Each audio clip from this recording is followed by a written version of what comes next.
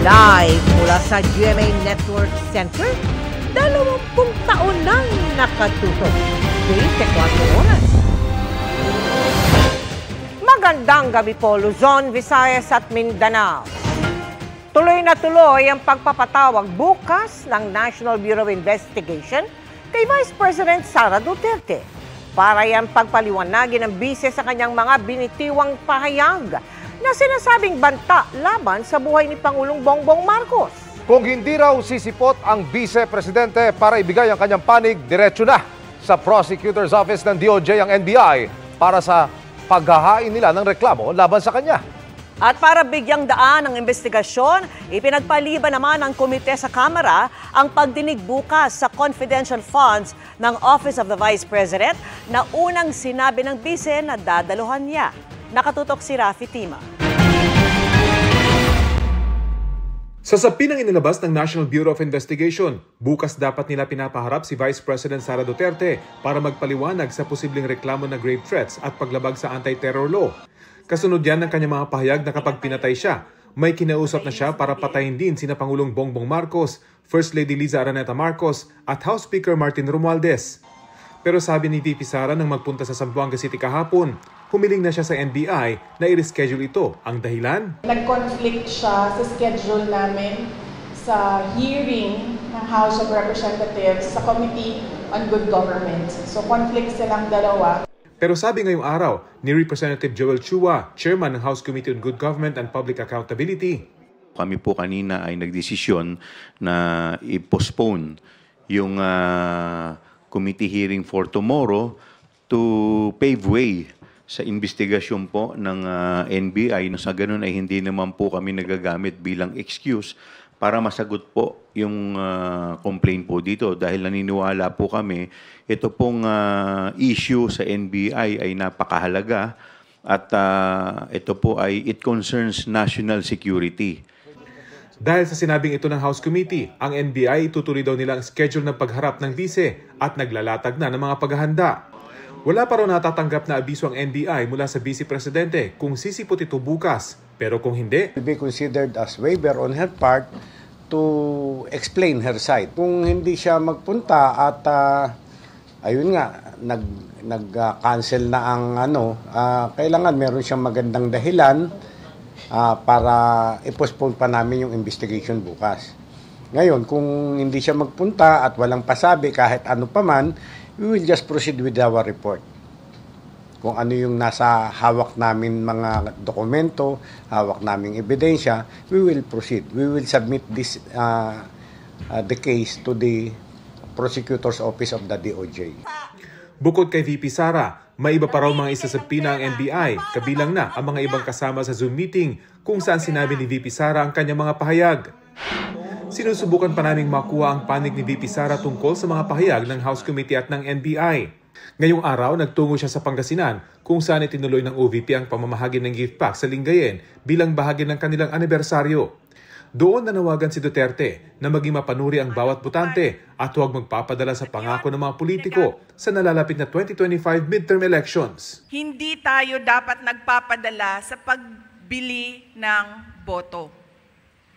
Ngayon po, legal na ang pagbili ng boto. Tinatago sa pangalang AKAP, tinatago sa pangalang AIX, tinatago sa pangalang TUPAD. At yun, ginagamit ng mga politiko para ibigay sa mga supporters nila.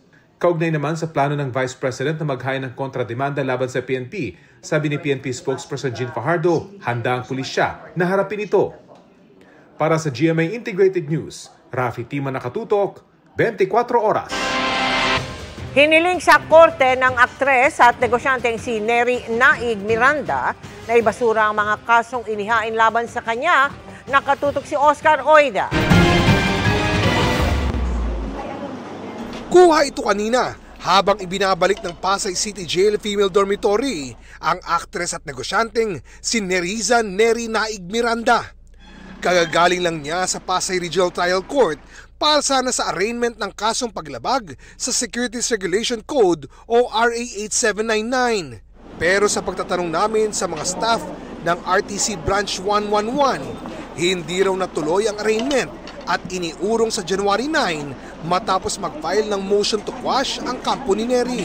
Pinagsusumiti muna ng korte ng komento ang prosekusyon at SEC kaugnay ng motion.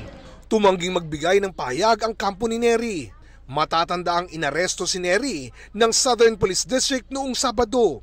Sa social media post ng asawa ni Neri at parokya ni Edgar frontman na si Chito Miranda, sinabi niyang hindi kailanman nanloko o nanlamang sa kapwa si Neri o kaya'y kumuha o nanghingi ng pera kanino man. Ayon kay Chito, endorser lang daw si Neri at ginagamit ang mukha nito para makakuha ng investors at siya raw ang kinasuhan ng mga nabiktima. Bigla na lang daw inaresto ang asawa kahit wala raw ibinigay na anumang abiso na may bagong reklamong kriminal. Sabi ni Chito, may mga kaparehong kasong nauna ng isinampa laban kay Neri pero na-dismiss na ang mga ito. Sa naturang post, iginiit pa ni Chito na walang nakuhang pera mula sa ibang tao si Neri at napunta raw sa isang tiyanda na may-ari umano ng Dermacare. Kasama ring ipinost ni Chito ang liham mula raw sa isang tiyanda at tiyenza, naka-address kay Neri pero walang nakasaad na petsa at wala ring pirma. Sa naturang liham, humihingi ng paumanhin ang sumulat kay Neri sa mga issue na pinagdaraanan umano ng Dermacare, partikular ang kawalan nina ng kakayahang mag-distribute ng shares sa kanilang investors. Nakasaad pa sa liham na sana ay manatili anyang neutral si Neri sa gitna ng issue. Sa advisory ng Securities and Exchange Commission noong September 2023, tinukoy ang isang tiyanda at tiyenza bilang Chief Operating Officer ng Dermacare Beyond Skincare Solutions. Iniengganyo raw ng kumpanya ang publiko na mag-invest ng pera kapalit ng kitang pera at iba pang benepisyo. Sabi ng SEC, hindi otorisado ang kumpanya na mag-solicit ng investment dahil hindi sila rehistrado at walang lisensya para magbenta ng securities. Sa parehong advisory, sinabi rin ng commission na maaring kasuhan ang mga salesmen, broker, dealer, agents, promoter, influencer at endorser ng Dermacare. Sa isang Facebook post noong September 1, 2023, inanunsyo ni Neri na hindi na siya affiliated o wala na siyang ugnayan sa Dermacare at anumang transaksyon gamit ang kanyang pangalan ay hindi otorisado o kaya ginawa ng wala niyang pahintulot. Sinusubukan pa pong hanapin ng GMA Integrated News si Atienza para makuha yung kanyang pahayag. Bukas po ang aming tanggapan sa kanyang pahayag. Para sa GMA Integrated News, Oscar Oida, nakatutok, 24 oras. Karumal-dumal ang pagkamatay ng isang negosyanteng senior citizen sa Pampanga na pinagsasaksak ng karayom na may habang 5 pulgada. Isa sa tinitignang motibo sa krimen, hindi pagpapabale sa pahinanting suspect. Kaya umano nagalit. Iyan ang aking tinutukan. Exclusive. Sa opisina ng kanilang warehouse sa Barangay Barangka sa Candaba, Pampanga, natagpo ang patay ang 68 taong gulang na negosyanteng si Lavinia Gulapa. Batay sa investigasyon, may mga defense wound ang biktima at may mga pasa din ito sa likuran, pero ang kanyang ikinamatay tama ng saksak sa puso. Mayroon po siyang malalim na saksak sa puso, 2. Ang murder weapon, isang karayom na nasa 5 pulgada ang haba. Yung pangtahi ng sako, yun po yung ginawa niyang sandata. Ang suspect, ang kanilang pahinanting si Jerome Santiago, matapos isagawa ang krimen na naganap noong Abril 2024. Nakunan pa siya ng CCTV na naglalakad sa highway, bitbit ang kulay pulang bag na hinihinalang laman ang nasa 60,000 pesos na tinangay niya sa biktima at isang handgun. Matagal na siyang nagserbisyo sa amin, wala naman kaming pinakitang hindi maganda. Ang hiling ko po sana sa kanya, harapin niya po yung kaso at sumuko na lang siya, panagutan niya po yung nangyari. Ayon sa anak ng biktima, nagalit ang suspect nang hindi pabalihin ng kanyang ina. Ang nababalitaan ko po, nangangailangan siya ng pera. Meron na po siya mga bale. Isa rin po sa narinig ko, may bisyo raw, nagdodroga. 7 buwan makalipas ang krimen, naglabas na ng warrant of arrest ang korte laban sa suspect. Gusto ko po sana makulong yung tao at pagdusahan niyo po yung mga ginawa niyang pagpatay sa mother ko po. Sa lahat po ng maaring makapagturo doon sa tao, magbibigay po kami ng pabuya halagang 300,000. Itawag o i-text daw ang impormasyon sa 0917-132-4975. Para sa GMA Integrated News, Emil Sumangil, Nakatutok, 24 Oras. Naideport na sa Pilipinas makaraang malambat sa Indonesia ang wanted sa likod ng bilyong-bilyong pisong investment scam. May kakaiba pa raw silang panghalina sa mga biktima bukod sa pangakong mataas na interes. Kung ano yan, alamin sa pagtutok ni June Veneracion.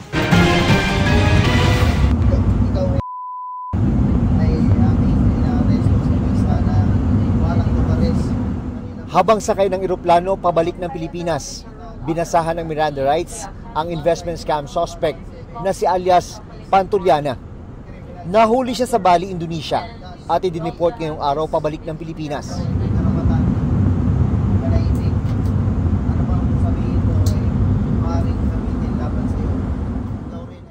Labing-limang warrant of arrest para sa mga kasong syndicated staff at swindling ang kinakaharap niya sa Pilipinas. Kaugnay ng bilyon-bilyong pisong investment scam, nakahalintulad daw ng pyramid scheme. Sa grupo pa lang ng biktima na si Aida, mahigit 300 billion pesos daw ang natangay ni Pantuliana at kanyang mga kasabwat. Ang dami ho dito nagkasakit, ang daming nasirang pamilya, yung iba nga ho, namatay na eh. Gusto lang naman namin kumita, hindi naman namin akalahin po na ganyan. Lesson learned ho talaga. Bukod sa pangakong mataas na interes, nakakumbinsi rin daw sa mga biktima na mag-invest nang makita sa mga event ang suspect, ang ilang artista, politiko at iba pang opisyal ng gobyerno. Nakikita po namin na may mga bisita po siya na mga medyo mga in society ho ba, na mga tinitingala natin, na iniidolo natin. Nasa isip namin, hindi naman siguro magpapabaya itong mga to, na mag-i-invest sila din doon kung hindi sila nag-due diligence. Kaya po kami nainganyo talaga. Sinubukan naming kunin ang pahayag ng suspect. Sir, baka gusto niyo magbigay ng statement? Gusto ko sana, kaso ayaw nila, wag na lang.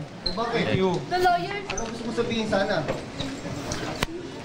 Sabi ng PNP-CIDG, nationwide ang operasyon ng grupo ni Pantuliana. Daan-daan na raw ang kanilang mga nabiktima. We're looking into several billions kung ang aming mga complainants ang ating pakikinggan. Sa impormasyon ng PNP-CIDG, patuloy na nambibiktima ang mga kasabwat ni alias Pantuliana. I'm taking this time to warn the public, pag mayroong nagbigay sa inyo dyan at minensyon ang pangalan nito or iba pang mga pangalan na magbibigay ng 15 to 20% monthly na interest, huwag na po kayong sumali. Mawawala lang ang pera nyo. Para sa GMA Integrated News, June Veneracion, Nakatutok, 24 Oras. Nagtago pero bumagsak din sa kamay ng pulisya ang lalaking nanggahasa umano ng menor de edad sa Laguna. Nagbunga ang pangmomolestya kaya umano nagtago ang suspect. At nakatutok si John Consulta, exclusive. Ano man sabihin mo, pwedeng gamitin laban sa iyo. Hindi naging madali para sa mga otoridad ang paghahanap sa 26 na taong gulang na lalaking ito na naharap sa kasong panggagahasa. Nagpalipat-lipat daw kasi siya ng pinagtataguan matapos ang pang-aabuso sa 16 na taong gulang na biktima. Sa investigasyon, pauwi na raw mula sa isang event ang dalawa na parehong membro ng drum and lyre band. Imbes na ihatid siya ng akusado sa kanyang bahay, ay dinala siya sa isang bakanting kubo at doon siya inabuso. Minsan lang may nangyari sa biktima at sa akusado pero hindi agad nakapagsumbong ang biktima. Pero ang minsang pang-aabuso nauwi sa pagkabuntis ng biktima. Ay nalaman ito ng kanyang pamilya kung kaya agad silang nagreklamo at naghain ng demanda at nilabasan nga ng warrant of arrest itong akusado. Tumanggi magbigay ng pahayag ang suspect na nakakulong ngayon sa Cavinti Police Station sa Laguna. Naharap sa reklamong statutory rape ang suspect na walang piyansa. Para sa GMA Integrated News, John Consulta, Nakatutok, 24 Oras. Para ayusin ang pagkakaiba ng bersyon ng panukalang 2025 National Budget ng Senado at Kamara, bumuo ng Technical Working Group ang Bicameral Conference Committee sa kanilang unang pulong kanina. Pagtiyak ni Senate President Chis Escudero, may bibigay sa Pangulo ang panukala bago ang Christmas break ng Kongreso. Nakatutok si Mav Gonzalez. Sa simula ng unang pulong ng Bicameral Conference Committee, may paalala na sa mga senador at kongresistang miyembro nito. Let's keep things practical and straightforward. We don't need to overcomplicate this. My only plea is for us conferees not to take ourselves too seriously. Kung sobrang init na ang diskusyon, baka kailangan natin mag-coffee break to settle our differences. Layo ng komite na pag-isahin ang magkaibang bersyon na ipinasa ng Senado at ng Kamara ng panukalang 2025 National Budget.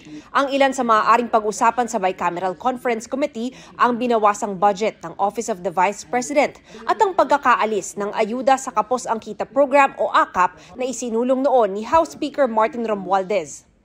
Actually, konti lang naman yung major na pagkakaiba doon. Yung narinig naman ninyo, di ba? Yung AKAP, for example.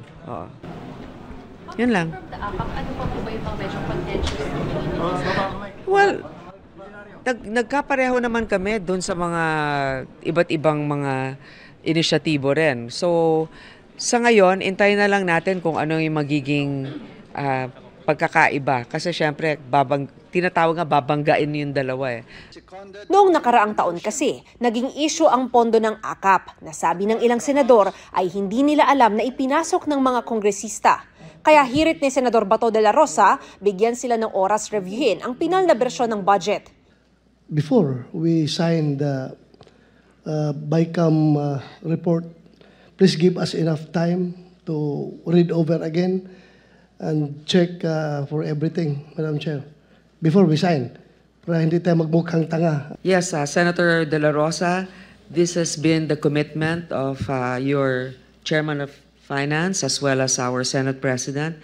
Bumuo kanina ng isang technical working group para ayusin ang mga pagkakaiba ng bersyon ng Senado at Kamara. Siniguro naman ni Senate President Cheese Escudero na may bibigay nila sa Pangulo ang panukalang budget bago ang Christmas break ng Kongreso.